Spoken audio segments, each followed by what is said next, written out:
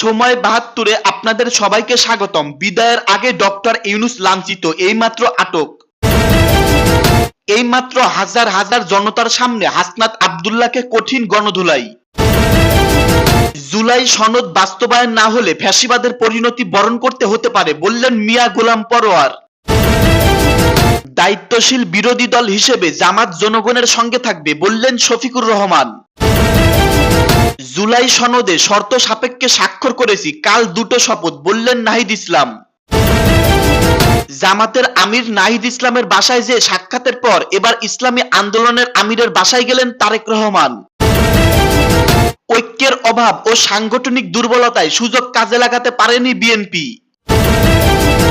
সর্বশেষ জানবেন, গোয়েন্দা তথ্য পাওয়া গেছে বিদায় নেওয়া মাত্রই ডক্টর ইউনূস দেশ ছেড়ে পালাবে, ইতিমধ্যে প্লেন রেডি করাও আছে।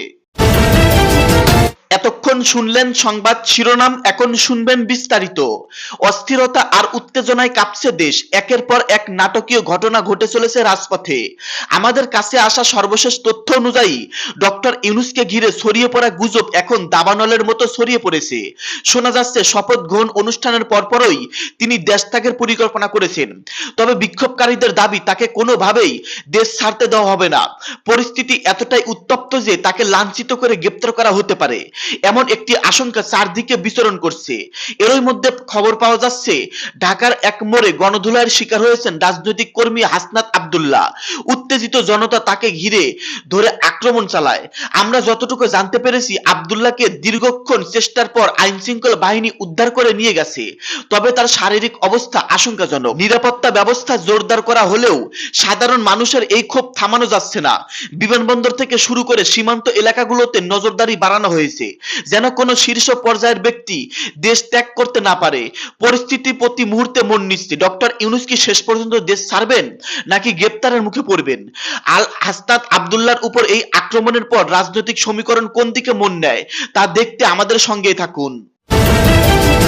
জুলাই সনদ বাস্তবায়ন না হলে ফ্যাসিবাদের পরিণতি বরণ করতে হতে পারে বললেন মিয়া গোলাম পরোয়ার। জুলাই জাতীয় সনদ বাস্তবায়নের মাধ্যমে নতুন রাষ্ট্র কাঠামো বিনির্মাণ করা না হলে যারা ক্ষমতাসীন হতে যাচ্ছেন তাদেরও ফ্যাসিবাদের পরিণতি বরণ করতে হতে পারে বলে মন্তব্য করেছেন জামাত ইসলামের সেক্রেটারি জেনারেল মিয়া গোলাম পরোয়ার। জামাতের এই নেতা বলেন, বিএনপি অভ্যন্তরীণভাবে গণভোটে না ভোটের পক্ষে ক্যাম্পেইন করেছে। অনেক কেন্দ্রে ধানের শীষের ভোট আর না ভোট সমান হয়েছে। নির্বাচনের পর টকশোতে অনেকে জুলাই সনদের যা কিছু ঐক্যমত হয়েছে তা সরকার মানতে বাধ্য নয় এমন আলাপ তুলেছেন। সংখ্যাগরিষ্ঠতার জোরে যদি জুলাই সনদ বাস্তবায়ন না হয় তাহলে আরেকটি জুলাই তৈরি হবে। যারা ক্ষমতাসীন হতে যাচ্ছেন তারা জুলাই সনদকে অস্বীকার করলে ফ্যাসিবাদের পরিণতি বরণ করতে হতে পারে। আজ সোমবার বিকেলে রাজধানীর পুরানো পল্টনে জাতীয় মসজিদ বাইতুল মোকাররমের উত্তর গেটে 11 দলীয় ঐক্যের উদ্যোগে আয়োজিত বিক্ষোভ সমাবেশে সভাপতির বক্তব্যে মিয়া গোলাম পরোয়ার এ কথা বলেন। সারা দেশে নির্বাচন পরবর্তী বিএনপি সহিংসতা চালাচ্ছে দাবি করে এসব বন্ধের দাবিতে এই প্রতিবাদ সমাবেশের আয়োজন করা হয়। সমাবেশে মিয়া গোলাম পরোয়ার বলেন, হঠাৎ করে নির্বাচনের ফল সম্প্রচার বন্ধ করে রহস্যের জাল তৈরি করে 11 দলীয় ঐক্যের বিজয়ের বার্তাকে একের পর এক থামিয়ে দেওয়া হয়েছে। সেই রহস্য জাতির কাছে প্রকাশ করতে হবে। নির্বাচন কমিশনে 11 দলীয় নির্বাচনী ঐক্যের পক্ষ থেকে সেসব আসনে অনিয়মের অভিযোগ দায়ের করা হয়েছে। কোনো টালবাহানা না করলে অবিলম্বে সেগুলোর সুবিচারের মধ্য দিয়ে নিষ্পত্তি করতে হবে। জামাতের সেক্রেটারি জেনারেল অভিযোগ করে বলেন, ম্যানিপুলেশন করে নির্বাচনে বিজয়ী হয়েও তারা জাতির উপর হামলে পড়েছে। খুন, সন্ত্রাস, হামলা, বাড়িঘরে অগ্নিসংযোগ করা হচ্ছে, মা বোনদের ধর্ষণ করা হচ্ছে। এই দৃশ্য ফ্যাসিবাদের চিত্র মনে করিয়ে দিচ্ছে। এ বিষয়ে তাদের সংযত হতে হবে।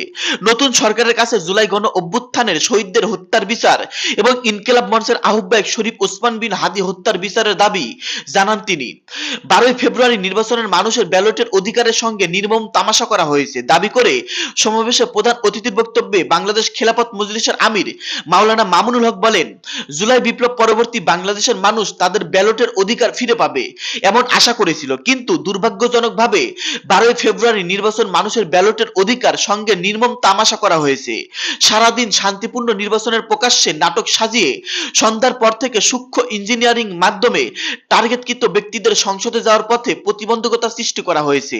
ডিপ স্টেটের এজেন্ডা বাস্তবায়ন করতে দেশের প্রশাসন ব্যবহার করা হয়েছে। প্রধান নির্বাচন কমিশনার সিইসির উদ্দেশ্যে মামুনুল হক বলেন, সিইসি আপনাকে বলতে চাই, আপনার পূর্ববর্তী সিইসির পরিণাম থেকে আপনি শিক্ষা গ্রহণ করুন।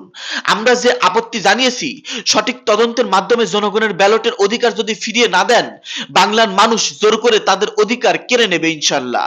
পুরনো ফ্যাসিবাদের সঙ্গে সখ্য গড়ে বাংলাদেশের রাজনীতিতে যদি কেউ তাদের প্রবেশ করার সুযোগ তৈরি করে দিতে চায়, তাহলে সেই পথ দিয়েও তাদের দিল্লিতে বিতাড়িত করতে হবে বলে হুঁশিয়ারি দেন। খেলাফত মজলিসের আমির তিনি বলেন, জুলাই বিপ্লবের আকাঙ্ক্ষা থেকে বাংলাদেশকে এক চুল পরিমাণ বিচ্যুত করার ষড়যন্ত্র হলে জুলাই যোদ্ধারা আবার মাঠে নামবে। দায়িত্বশীল বিরোধী দল হিসেবে জামাত জনগণের সঙ্গে থাকবে বললেন শফিকুর রহমান।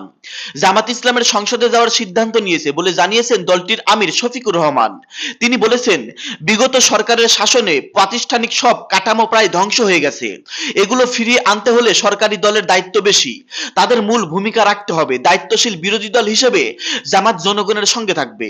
আজ সোমবার সন্ধ্যায় রাজধানীর মগবাজারে জামাতের কেন্দ্রীয় কার্যালয় সংলগ্ন আলফালা মিলনায়তনে দলটির নির্বাচিত সংসদ সদস্যদের সঙ্গে মতবিনিময় করেন শফিকুর রহমান। জামাতের আমির বলেন, জনস্বার্থ ও দেশের স্বার্থ সংরক্ষণই হবে জামাতের মূল দায়িত্ব। এদিকে সজাগ দৃষ্টি দেখে জামাত দায়িত্ব পালন করবে। নির্বাচন ব্যাহত শান্তিপূর্ণ হয়েছে উল্লেখ করে জামাতের আমির বলেন, কিছু জায়গায় কেন্দ্র দখল, এজেন্ট বের করে দেওয়া, কিছু উশৃঙ্খল আচরণ, এগুলোকে একদিকে রাখলে ব্যাহত মনে হবে এটি শান্তিপূর্ণই হয়েছে। জনগণ বিপুল উৎসাহ উদ্দীপনায় ভোটও দিয়েছে, কিন্তু ভোট দেওয়ার পরের পর্যায়টা ছিল অস্পষ্ট। সেখানে বেশ কিছু অনিয়ম হয়েছে, এ ব্যাপারে আমরা কনসার্নদের জানিয়েছি। শফিকুর রহমান বলেন, দুনিয়ার সভ্য দেশগুলোর সংসদে কার্যকর ও গঠনমূলক বিরোধী দল হিসেবে যে দায়িত্ব পালন করা হয়, সেই সংস্কৃতি বাংলাদেশ দেখতে চায় জামাত।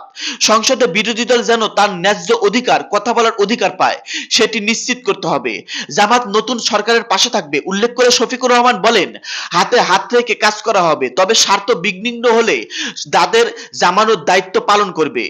এই পাহারাদারির মাধ্যমে জাতিকে কাঙ্ক্ষিত গণতন্ত্রের রাস্তায় উঠানো সম্ভব হবে।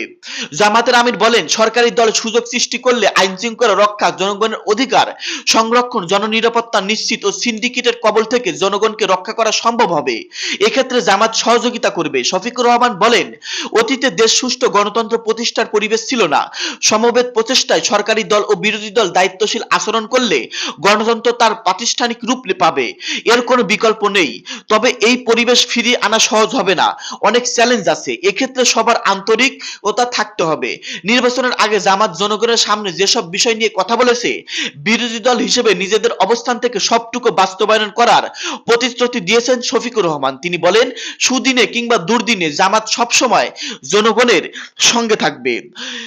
অনুষ্ঠানে আরো উপস্থিত ছিলেন জামাতের সেক্রেটারি জেনারেল মিয়া গোলাম পরোয়ার, নায়েবে আমির সৈয়দ আব্দুল্লাহ মোহাম্মদ তায়ের, এছাড়া আরো অনেকেই। দর্শক, এতক্ষণ শুনলেন আপনারা গুরুত্বপূর্ণ প্রতিবেদন। বর্তমান দেশের পরিস্থিতি কোন দিকে যাচ্ছে, নির্বাচন পরবর্তী সময়েও কি আমাদের বাংলাদেশের বিপদ কাটবে না? দর্শক, সবকিছু মিলে আপনাদের মন্তব্য ভিডিওর কমেন্টে জানিয়ে দিবেন। ভিডিওটি শেষ করার আগে ছোট্ট একটি রিকোয়েস্ট, সময় ৭২ ইউটিউব চ্যানেলটাকে সাবস্ক্রাইব করে সঙ্গেই থাকবেন। ধন্যবাদ।